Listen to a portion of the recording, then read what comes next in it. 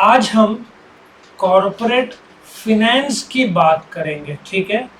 Now corporate finance से पहले सिर्फ फिनेंस क्या होता है? Now the term finance is related to money and money management.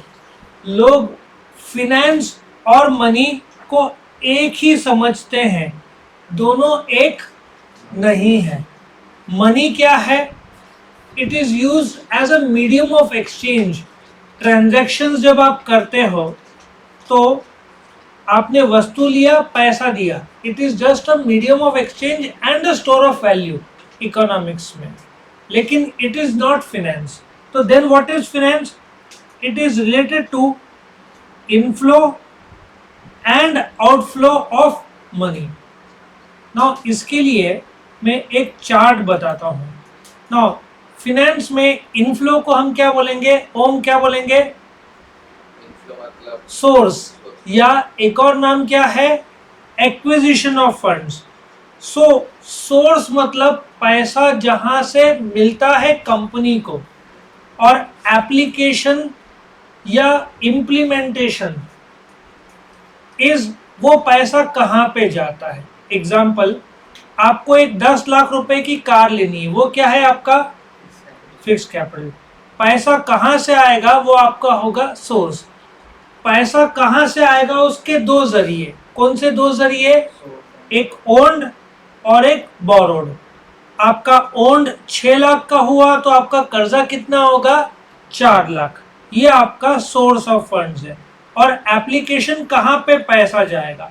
हो सकता है 9 लाख की कार हो, 1 लाख का पेट्रोल ड्राइवर सैलरी के लिए बाजू में रख रहे हो। So coming back to this topic, inflow and outflow of money, ठीक है। Success of any organization depends upon the efficiency with which it is able to generate and use funds। अभी एफिशिएंसी का देखते हैं। यदि मैंने सोर्स ऑफ फंड में ब्याज ज्यादा दे दिया तो मेरा क्या होगा? लॉस होगा। और एप्लीकेशन ऑफ फंड मैंने गलत फिक्स्ड एसेट ले लिया तो क्या होगा? तुम सोचते हो नवी कार लेकर आए, अब लगता है गलती हो गई, अब सेकेंड हैंड कार बन जाएगी। 10 लाख की कार शोरूम के बाहर 1 घंटे के अंदर 9 लाख रुपए कीमत हो जाएगा। सो आपको सोर्स और एप्लीकेशन सही तरीके से करना है। So what is then corporate finance? बात वही है, raising and using finance by corporation. Raising मतलब क्या? अगेन बात वही है, सोर्स, ठीक है। रेजिंग ऑफ फिनेंस मतलब पैसा जहां से आएगा। It deals with financing the activities of the corporation, capital structure and making investment decision। now वापस से एक बार देखते हैं, ये क्या है?